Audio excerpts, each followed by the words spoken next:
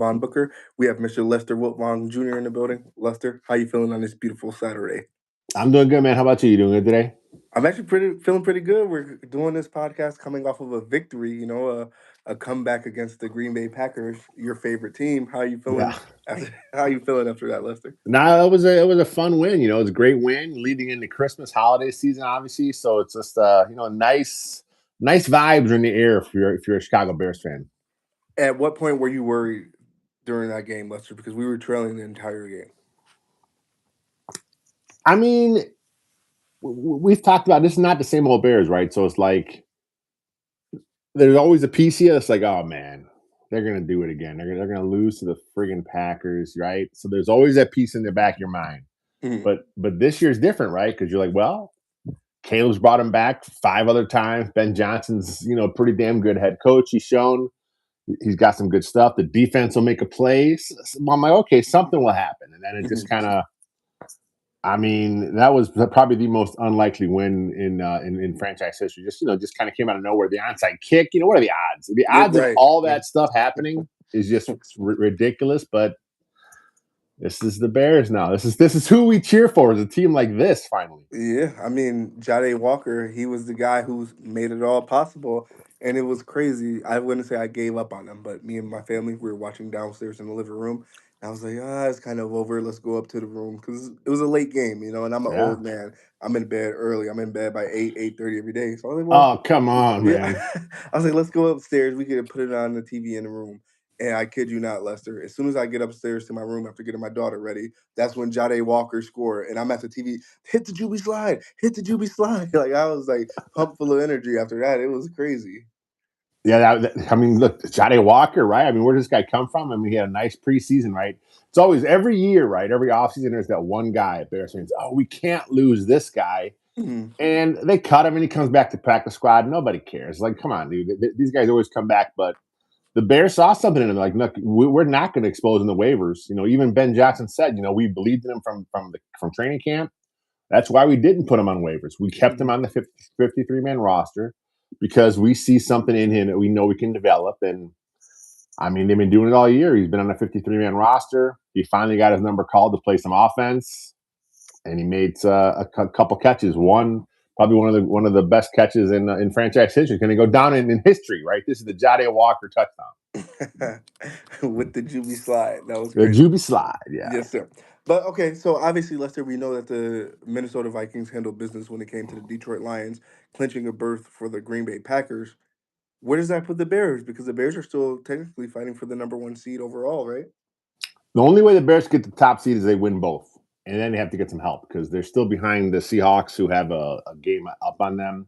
Hmm. But if there's any ties, the Bears are the tiebreak team. So if the Bears tie with their Seahawks, or they tie with the Rams, or anything, or the tie with the Niners, if they win out, they'll have that tiebreaker because the Niners are still alive for the number one seed too, even though they're in the tough NFC West.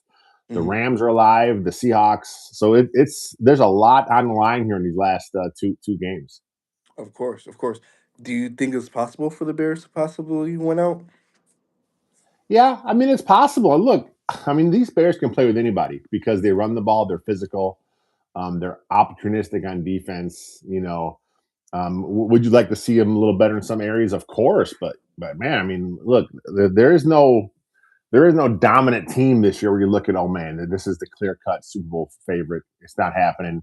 So yeah, I mean, any team the Bears come up on their schedule, I think they got a chance, and the Niners are no different in that. Of course, of course. Now, what are some things that has to happen and go right for them on their trip to San Francisco in order for them to emerge victorious? Well, the Bears have an extra day to prepare. Mhm. The Niners have one less day to prepare because they played Monday night. The Bears play, of course, Saturday night. And those things sometimes come into play, but when you're so late in the season, maybe those things come into play a little more. So I just think the Bears have to keep doing what they're doing. I mean, Mhm. they are who they are, right? They're a run the ball team. They're the second best team in the league running the ball. They want to get that going. They want to out physical you. They feel they have the best offensive line. They feel they have the advantage in the trenches, and they're going to try to fight that every single week. So the Niners aren't the best against the pass, but Mhm. I don't care. I want to see the Bears run the ball. Of Kyle course. Monangai, DeAndre Swift. Maybe this is the week they break out a little bit of read option stuff with Caleb. Who knows? I mean, he has that in his arsenal. That's something he can do. He's got that kind of athleticism.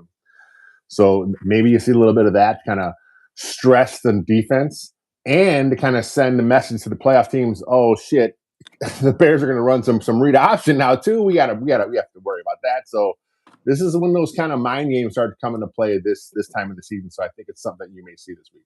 So what update do you have on George Kittle? I know he got injured on his ankle Monday night. Yeah, he hurt his ankle. He did not practice all week. They held him out, but they didn't list him out. Right, he listed him as questionable. The San Fran GM John Lynch, he said a guy like Kittle, a veteran like that, they're going to give him a chance to play. So Mhm.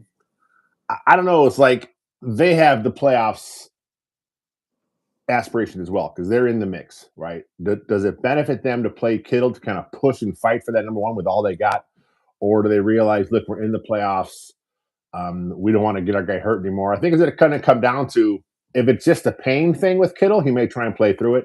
But if Mhm. they say, man, you may make it worse, I think you should sit. So they're going to leave it up to him, game time decision. But my gut probably tells me right now he's not going to play. Of course, of course. Taking it back to last week, Lester, there's a lot of people in the comments they keep telling me to ask you about this. The hit where Jordan Love and Austin Booker collided. What is your thoughts on that football play? You said it. It's a football play. I mean, Mhm. it is what it is. Jordan Love kind of ducked his head the last minute. Like once Austin Booker starts his attack, there's nothing you can do. I mean, it's going to happen. He's going to get hit. It's unfortunate that it happened that way, but these things happen in football. And then the other hit he got fined for, again, I don't understand what that was, but that's how the NFL kind of calls things now. And then look, if you got a soft fan base like the Packers, they're going to cry Mhm. about that. They've been crying about that all week, how it was dirty hit. Of course. No one saw that as a dirty hit. It's just a football play. And that's what I was explaining to people in the sauna. You get a lineman coming full speed at you like that, who's coming in with correct form, Yeah, everything. It's hard to avoid that once you step up and lower your head as well, too. yeah. It sucks. I mean, look, you never want to see a player get hurt, Hmm. but it's the NFL, man. These things happen. I mean, his aim point was the chest area where he's going for. Hmm. As soon as Love ducked, I mean, you can't adjust that on the fly. I mean, we see that all the time throughout the league. It just sucks that it happens. But anyone saying cheap hit, that's just someone trying to cope.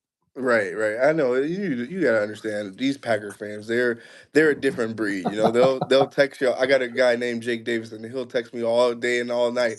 But as soon as the Bears start winning or they beat the Packers, he goes ghost. You don't hear from him. Nothing. Yeah, It's yeah, like nothing. Yeah, so. Sometimes you just gotta understand Packers fans are Packer fans and leave it yeah. at that. I also had a guy we bet $100 on a game. And every play the Packers made, he was calling me, texting me, and I'm the type I'll wait till the game's over to say anything. And then so as soon as the Bears win and he owes me my 100, man, it's rigged. It's rigged. How come it wasn't rigged when you were calling me and texting me every other good Yeah. play? So it's like No. sometimes you just gotta let them have it.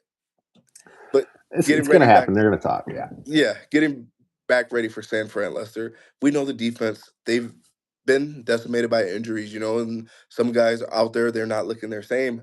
How is it that we cope on defense when we know that we're susceptible to the run and they have Christian McCaffrey? I just think it's as much as the defense has been pretty bad this year.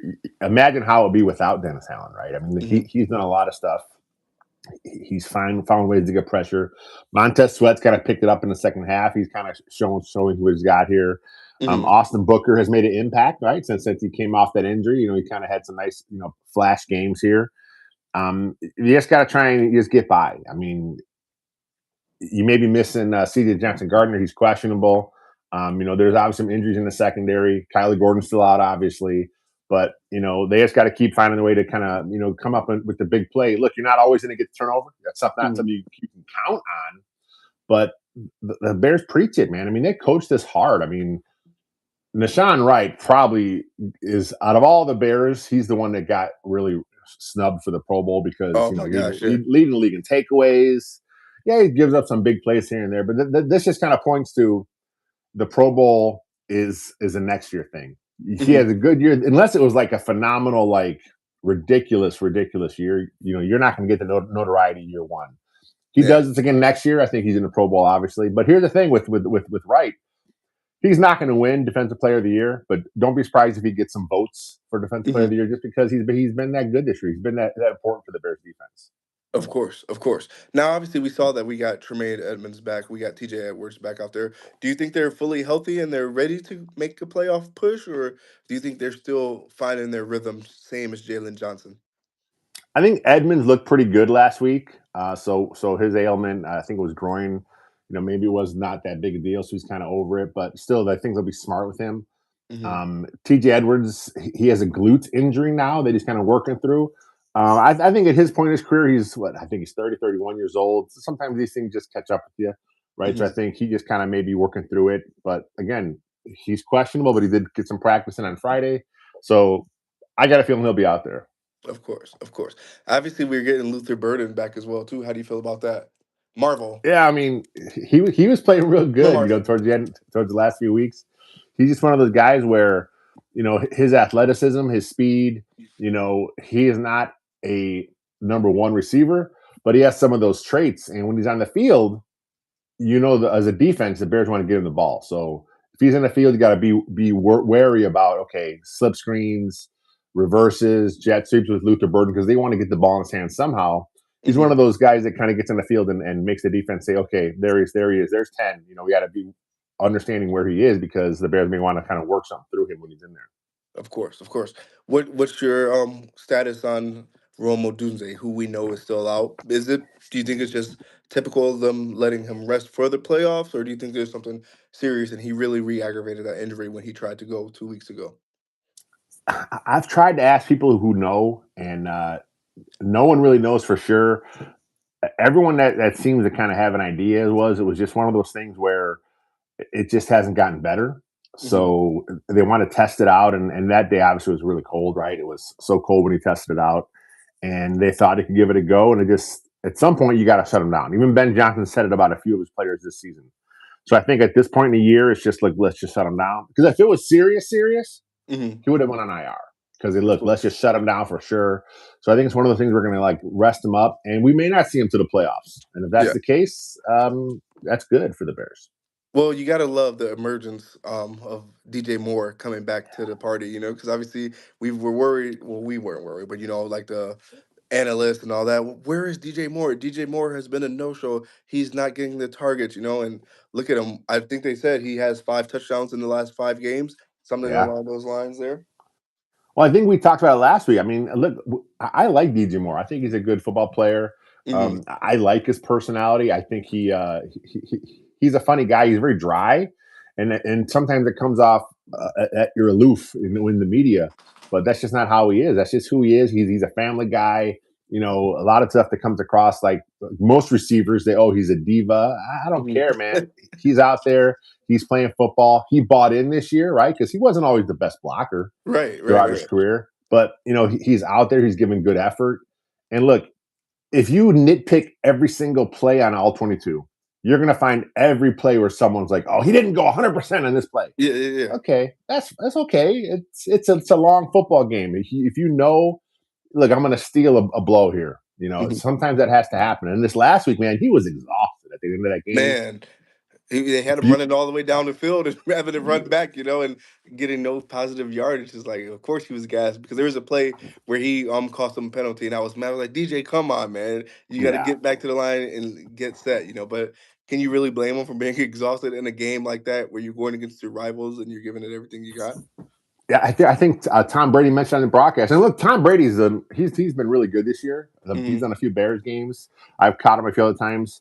Last year, everyone wanted, Tom Brady's a terrible analyst. He's pretty good, man. He brings a good insight to the game, and he Yeah. mentioned that right away. Hey, look, in these late situations, your receivers are running flies, they're running deep stuff, and they got to sprint all the way back, get ready to go. It's hard for an offense to run these 2 minute drills. I Hmm. mean, he specifically pointed out, the receivers. So that was good that he called that out before the penalty happened because he knew it was coming. So, Yeah. No, yeah, I I mean, love DJ Tom Brady. Moore is a good football player. It's a good offense. Caleb Williams is playing good football. Like I said, they can beat anybody. Yeah, of course. If you had to say, Lester, why do you think that hit from Krishan Nixon did not get called? when it was a really dirty hit, you know?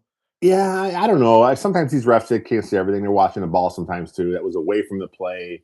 Mhm, Um, Look, I don't know enough about the Packers about Nixon to know if that's kind of how he plays. Maybe he's just a mhm. dirty guy. I mean, there's some guys in the league that has a reputation, right? Yeah. The guy for the Texans, I'll sit as here as or a here, whatever. he's got that rep. There's a few other guys that you look at. Okay, he's that guy. I don't know if about Nixon. Maybe he's not. Maybe it just was a thing that happened in the play of the game. But I'm not even sure if he got fined. But that's one of those plays where the refs or the league looks at it after the fact, and now he's on their radar. Like, okay, we got to Of keep an eye course. on this Nixon guy because he makes these kind of dirty type plays. Yeah, that's another thing too, Lester, when it comes to like the Packers and their taunting and their talking. Because what when Kashawn Nixon got the interception Oh from Cole yeah. Kmet, Packers fans like Jake Davis said, "Oh look, Kashawn Nixon, Kashawn Nixon." But then as soon as he makes those two boneheaded plays where he gets scored on both, "Oh no, Kashawn Nixon's trash. Get him out of there. Get him out of there." And it's like sometimes I kind of want to invite these Packer fans on the podcast just to talk to say, "Where was your head at when it came to this?" You know? Even with Nixon, the Packers themselves they talked a lot of stuff after that first game, right? And then when Hmm. this game happened, I, I'm not sure he met the media. I think I saw something where they kind of like he just left the locker room, and it's like, okay, Yep. well, if you're going to talk the trash, you're going to talk it. Be up there and face the music when it don't go your way, and that's just Exactly. not Make what sure you happened. walk. Yeah, make sure you walk the talk that you were talking as well too. Now, Lester, as we know, the Bears are number two right now in the division. If things were to unfold where they have to play the Packers again, how confident are you in that game? Yeah, I mean, look, the Bears have played them close twice. Like, Mhm. I know Packer fans are like, they're all, talk, oh, the Bears barely won. Okay, well, the Packers barely won the first time. That's what Right. happens. These are two good teams. They're very well coached and they're going to come down to the wire. That's kind of what happens with these games. So, I mean, if it plays again, it's going to be, hopefully in Chicago. And I think that might, help the Bears out a little bit. But look, it's playoff football. This team, as a team, the Bears, they haven't been there in a long time. They Mhm. got a few guys that have been around. I mean, that can help them out with what's going on. But at the end of the day, you still got to rise to the level of playoffs football, which is different. So the playoffs, the Packers have been in the playoffs. So again, if they play again in the playoffs, I think the Bears can win. But it Mhm. wouldn't surprise me if they lost. And look, making the playoffs in Ben Johnson's first year, that's a great Like I first said, season. right, we're playing with house money Yeah. right now, brother. Like, Yeah, if exactly, go exactly. back to it, when we first started this, I said I'll give the Bears four, maybe five wins this year. First year offense, Caleb having to learn a new offense with a new coach and all that. They've exceeded my expectations. So like I said, this is already a win for me. And the fact that we're playing with house money in year one, I'm happy with where we're at right now. And even just making it to the playoffs, I'm happy with that as well too. Exactly. I mean, look, if the Bears can somehow do it all, man, I mean, forget about it. I mean, Chicago fans have been waiting for this, right? I mean, so like the fact that they're here a little early as a franchise, I mean, I'm good with that. I mean, let's just keep it going, and let's just kind of. Then you look at the overall construction of the roster: Hmm. head coach, quarterback, D coordinator. These guys aren't going anywhere. It'll give this team a chance to kind of build this, and multiple. Let's go. Of course, and like I said, I really don't listen to the conspiracy theorists out there because I know a couple of them have been right, but I mean, if you're just out here guessing, obviously you're bound to lead a horse to water once in a while. But a couple of the conspiracy theorists have been saying it's either going to be the Broncos versus the Bears or the Patriots versus the Bears when it comes towards the Super Bowl. Lester, could you see something like that happening? I mean, yeah, I mean the Patriots are in the NFC or the AFC. It's Broncos Patriots. They've been the top two teams all year, Hmm. But don't count out Josh Allen. I mean, in the Buffalo Bills, I think they're always going to be in the mix. I mean, look, if Aaron Rodgers and the Steelers get in, which I think I'm not sure if they locked it up yet, but I mean, if you can't count out good quarterbacks in the playoffs. In the playoffs is when the quarterback really earns their money, right? Because Right. a lot of times Yeah. when it's a toss up, you go to the best quarterback, and I think Aaron Rodgers he's going to want some of that. So I think she cannot stand that Aaron Rodgers. She's like the hell with him. Get his ass out of here. She's saying. I know what she's No, saying. I speak baby.